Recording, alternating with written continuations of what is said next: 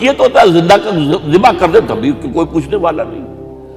تو جو بیت رہی تھی بلال پر، ابو فقیہ پر، زنیرہ پر، جو ان پر بیت رہی تھی، جو خباب پر بیت رہی تھی، جس طرح ہلاک کیا گیا ہے حضرت سمیہ کو، حضرت یاسر کو، یہ ساری تکلیفیں انہیں بھی تھی. لیکن کیا اس کا یہ بالواسطہ ایذا محمد کے لیے نہیں تھا صلی اللہ علیہ وسلم؟ آپ کے ساتھی، آپ کے جانثار.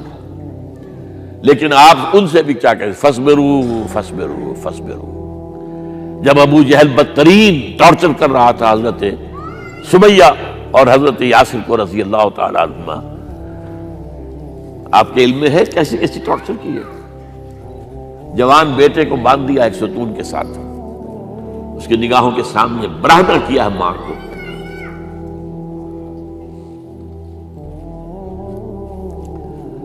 ہاتھ میں ایک مورتی ہے. جب تنگ آ گیا، ستا کر تنگ کر کے مار مار کے حضرت سمیہ ٹس سے مس نہیں ہو رہی. کہتا ہے تم ایک دفعہ کہہ دو سمیہ کہ ہاں اس مورتی میں بھی کچھ ہے، میں تمہیں چھوڑ دوں گا. انہوں نے تھوک دیا، برچھا مارا ہے شرمگاہ کے اندر.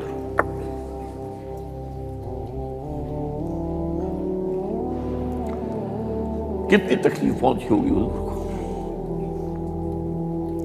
لیکن آپ گزر رہے، اصبروا یا آل یاسر فإن موعدکم الجنہ. اے یاسر کے گھر والوں صبر کرو، تمہارے استقبال کی تیاریاں ہو رہی ہیں جنت. یہ سیرت کوئی بناتا سناتا ہے؟ یہ سیرت یاسر کے ساتھ کیا کیا ہے؟ 4 اونٹ نر سانڈ، اور ان کے ساتھ رسے باندھ کر ایک رسے سے ان کا ایک بازو باندھا، ایک سے دوسرا بازو، ایک سے ایک ٹانگ، دوسرے سے دوسری ٹانگ. انہیں دوڑایا ہے کہ پرکھتے ہو جیسے قسم کے. یہ دین ایسے ہی قائم نہیں ہوا. عدل و انصاف کا نظام ٹھنڈے ٹھنڈے قائم نہیں ہوتا، گھر میں آرام سے بیٹھے ہوئے قائم نہیں ہوتا. اور سنیے، 3 برس شیب بنی ہاشم کے تو قید ہے. 3 برس. اور یہاں کی قید پر قیاس نہ کریں. یہاں تو جیل میں کھانے کو ملتا ہے، راشن ملتا ہے، جیسا بھی ملتا تو ہے نا.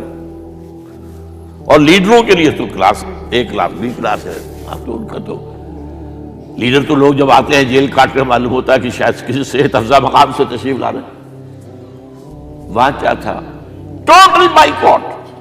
ایک گھاٹی، ادھر پہاڑ ادھر پہاڑ، دونوں طرف جو ہے پہرے، کوئی کھانے پینے کی چیز اندر نہیں جائے گی.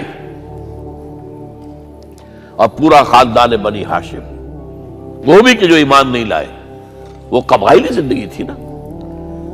بنو ہاشم چونکہ حضور کو پشت پناہی چھوڑنے کو تیار نہیں ہوئے، ابو طالب نے آخری وقت تک بھی ساتھ نہیں چھوڑا. ہاں، آخری وقت کے قریب ایک بات ہو گئی تھی. ایک مرتبہ تو ہوا کہ وفد آیا ہے قریش کا کہ اپنے بھتیجے کو روک لو، وہ ہمارے معبودوں کی توہین کرتا ہے. ابو طالب نے بلایا اور آپ سے کہا کہ یہ کچھ اپنے رویے کو بدلے. آپ نے فرمایا چچا جان، اب تو چاہیے میرے ایک ہاتھ پر سورج اور دوسرے پر چاند رکھ دے، میں اپنے اس مشن کو چھوڑ نہیں سکتا. یہ ہے استقامت. اور ابو طالب کے عین انتقال کے وقت جو معاملہ ہوا، جب وفد آیا ہے کہ ٹھیک ہے اب ہمارا جو ہے صبر کا پیمانہ لبریز ہو گیا ہے، اب ٹھیک ہے آ جاؤ میدان میں، تم بھی ساتھ چھوڑنے کو تیار نہیں ہو. ابو طالب نے بلایا اس کو، بھتیجے مجھ پر اتنا بوجھ نہ ڈالو جو میں برداشت نہ کر سکوں.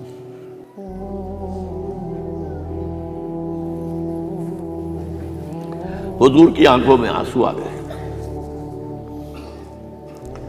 چچا جان اب تو یا یہ بات پوری ہوگی یا میں اپنے آپ کو ختم کر دوں، اسی میں ختم ہو جائے. 12 شیب بنی ہاشم میں 3 برس اس حال میں گزرے ہیں. ٹوٹل بائیکاٹ، کوئی کھانے پینے کی نہیں. کچھ لوگ تھے شریف النفس، مثلا حکیم بن حزام تھے رضی اللہ تعالیٰ، اور بعد میں ایمان لے آئے. حضرت خدیجہ کے وہ رشتہ دار تھے، وہ پہاڑ پر چڑھ کر ایک طرف سے رات کی تاریکی میں، دونوں دروازے تو بند ہیں، پہاڑ پر چڑھ کر چوٹی سے نیچے اتر کر کوئی چیزیں کھانے پینے کے دے آئے تو دے آئے، بس اللہ علیہ وسلم، کوئی اور ایک آدھ ہوگا ایسا۔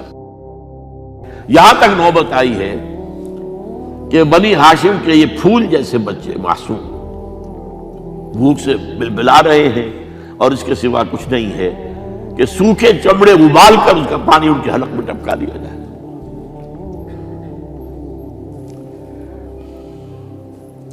اور جو ہوا وادی طائف میں، جب مکے والوں نے فیصلہ کر لیا کہ آپ قتل کر دو، ابو طالب بھی فوت ہو چکے ہیں، اب کوئی اندیشہ نہیں، کوئی خانہ جنگی شروع نہیں ہوگی، کوئی انٹرا ٹرائبل وار نہیں ہوگی،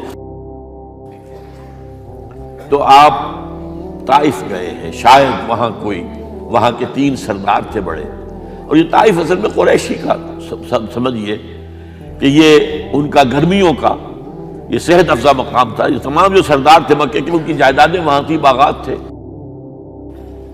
اور وہاں کے بھی 3 سردار تھے، تو شاید ان میں سے کسی کو اللہ توفیق دے دے۔ وہاں گئے ہیں اور صرف ایک ساتھ ہیں، حضرت زید بن حارثہ، حضرت ابو بکر بھی ساتھ نہیں، سائے کی طرح ساتھ رہنے والا بھی ساتھ نہیں تھا۔ وہاں جا کر جو آپ نے تینوں سے بات کی ہے، تینوں نے وہ باتیں کہی ہیں جو کلیجے کو چیر جائیں۔ تمہارے سوا کوئی اللہ کو نہیں ملا تھا رسول بنانے، جاؤ چلے جاؤ۔ ایک کہتا ہے فوراً چلے جاؤ یہاں سے،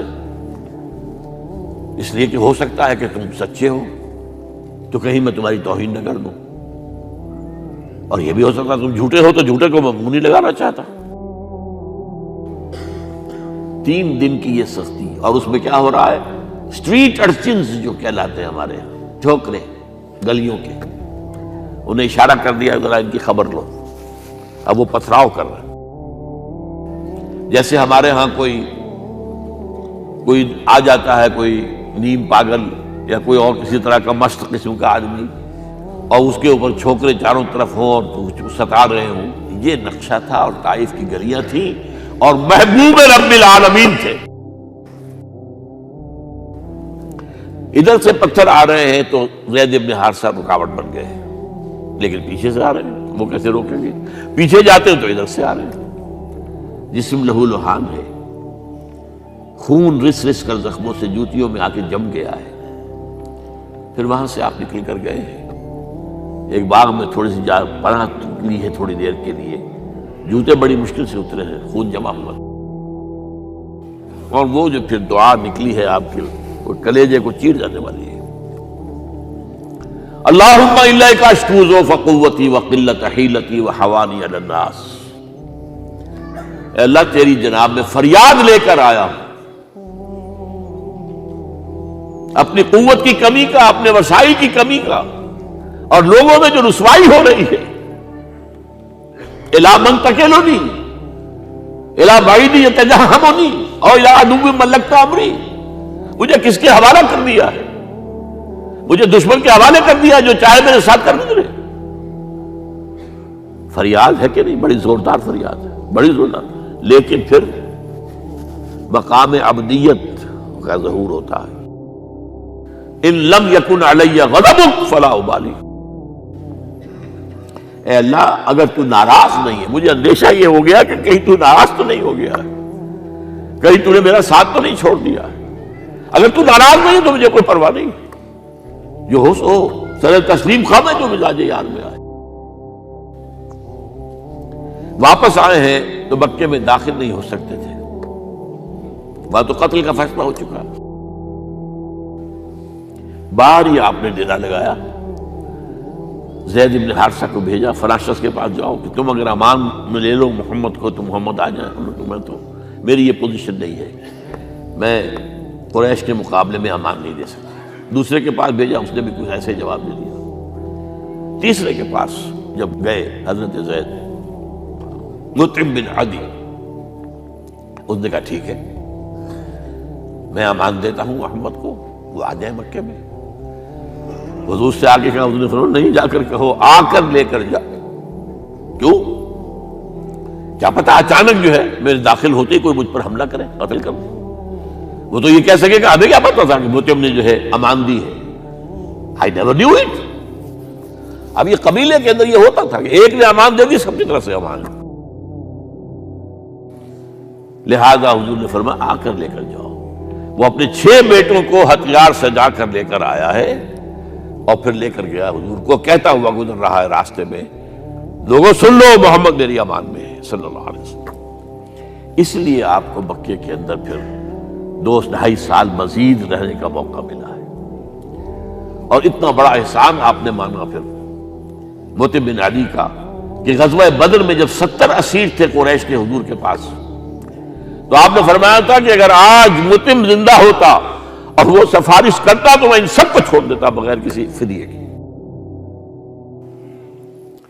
بہرحال یہ چند باتیں میں نے آپ کو بتائی، باقی تو یہ کہ غار ثور ہے کیسی کیسی، اور پھر غزوہ بدر سے پہلے کی رات ہے، اور وہ آپ کا زندگی کا طویل ترین سجدہ ہے اس میں، جہاں تک یہ الفاظ بھی آپ نے کہہ دیا اللہ اگر کل یہ جو 313 یہاں جمع ہیں اگر یہ ختم ہو گئے تو پھر قیامت تک تیرا نام لینے والا کوئی نہیں ہوگا، میں آخری رسول ہوں، میری یہ 15 برس کی کمائی ہے۔ اس پر کہا حضرت ابوبکر نے، وہ پہریدار کی حیثیت سے کھڑے تھے، کہ حسبک حسبک حضور بس کیجئے بس کیجئے۔ بہرحال بدر ہے، احد ہے، زخمی ہوئے ہیں، دندان مبارک شہید ہوئے ہیں، خون اتنا بہا ہے کہ بے ہوش ہو گئے ہیں، اور خبر اڑ گئی ہے کہ آپ شہید ہو گئے۔ یہ سب کچھ، اور سب سے بڑھ کر حمزہ کی لاش سامنے آئی۔ کیسی لاش؟ ناک کٹی ہوئی ہے، کان کٹے ہوئے ہیں، پیٹ چاک کر کے کلیجہ چبایا ہوا ہے۔ کس طرح برداشت کیا ہوگا آپ نے؟ اپنے اوپر تاری کر کے دیکھیں، یہ حمزہ کون ہے؟ چچا ہے، دودھ شریک بھائی ہے، خالہ زاد بھائی ہے، ساتھ کا کھیلا ہوا ہمجولی ہے، اور اس کی لاش آئی۔ جو قلب اطہر پر بیت رہی تھی وہ مدینے میں آ کر ایک بڑا ماحول بدلا ہوا تھا، تب وہ بات سامنے آ گئی۔ جب آپ مدینے واپس تشریف لائے ہیں تو ظاہر بات ہے کہ زیادہ انصار کے لوگ تھے جو شہید ہوئے تھے۔ بدر میں مہاجرین تو میرے خیال ہے 1/4 تھے نمبر کے اندر، 3/4 تو انصاری تھے۔ اسی طریقے سے احد کے اندر معاملہ ہے، تو مختلف گھروں سے عورتوں کے بین کرنے کی آوازیں آ رہی تھی، اس لیے کہ اس وقت تک بین کرنا حرام نہیں قرار دیا گیا تھا، ممنوع نہیں تھا۔ آوازیں سن کر حضور کی زبان مبارک سے نکل گیا اما حمزہ فلا بواکی لہو، ہائے حمزہ کے لیے تو کوئی رونے والی بھی نہیں ہے۔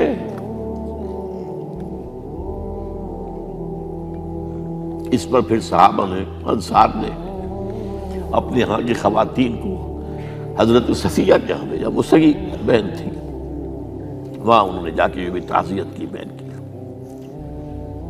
غزوہ احزاب کا آپ نے سن لیا، اسوہ رسول پر نہ معلوم کیا کیا باتیں چیز لوگوں میں مشہور ہو گئی ہیں۔ اسوہ کا لفظ آیا کہاں ہے قرآن میں؟ سورہ احزاب میں۔ وہ اسوہ کیا تھا؟ جب خندق کھودنے کا فیصلہ ہوا ہے تو خندق کھود رہی ہے، حضور بھی لگے ہوئے ہیں، بھاری بھاری پتھر اٹھا کر کندھے پر لا کر باہر پھینک رہے ہیں، پتھریلی زمین تھی، ایک پتھر کسی سے ٹوٹا نہیں تھا، تو حضور نے جو ہے 3 دفعہ جو اس کے اوپر ضرب لگائی تب ٹوٹا ہے۔ لیکن یہ کہ کئی دن کے فاقے ہو چکے تھے، کھانے کو کچھ نہیں، پورا محاصرہ تھا، 12,000 کا لشکر گھیرے ہوئے، یہاں تک کہ آپ کو معلوم ہے کہ گھروں کے اندر بیت الخلا تو نہیں ہوتے، باہر جاتے تھے قضاء، اس کا کوئی امکان نہیں۔ شدید ترین آزمائش جو ہوئی ہے اس کا نتیجہ ایک طرف یہ نکلا کہ منافقین کا نفاق ان کی زبانوں پر آ گیا۔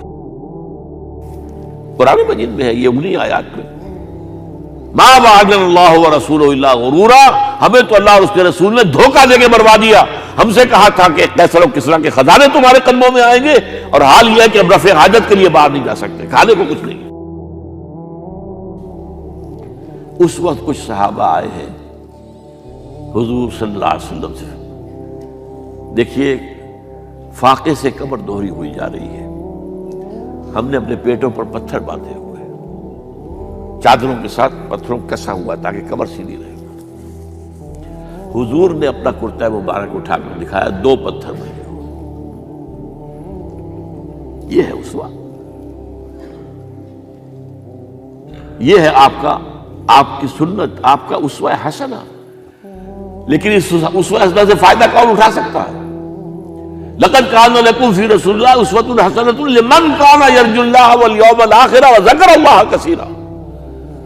اسوہ تو اپنی جگہ ہے، قرآن میں ہدایت سب کے لیے، ھدی للناس، لیکن فائدہ اٹھائیں گے صرف متقین، ھدی للمتقین ہے سب کے لیے، اسوہ سب کے لیے ہے، لیکن استفادہ وہی کر سکے گا جو 3 شرطیں پوری کرے: اللہ اور یوم آخر پر ایمان، اور اللہ کا ذکر کثرت کے ساتھ کرے۔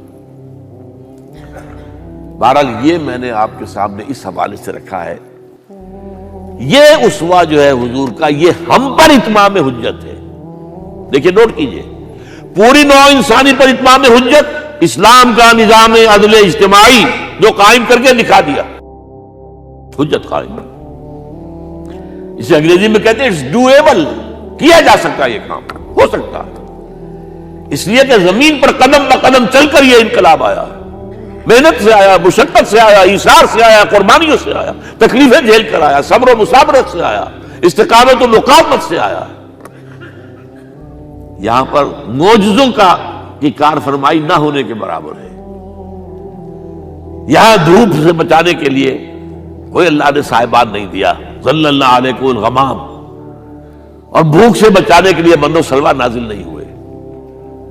غزوہ تبوک میں ایسا بھی ہوا ہے کہ 3 مجاہدین کا 24 گھنٹے کا راشن ایک کھجور، ایک نے منہ میں رکھی، کچھ چوس لی، کچھ گلوکوز چلا گیا اس میں سے، دوسرے کو دے دی، اس نے چوس لی، پھر تیسرے کو دے دی۔ من و سلوہ نازل نہیں ہوئے۔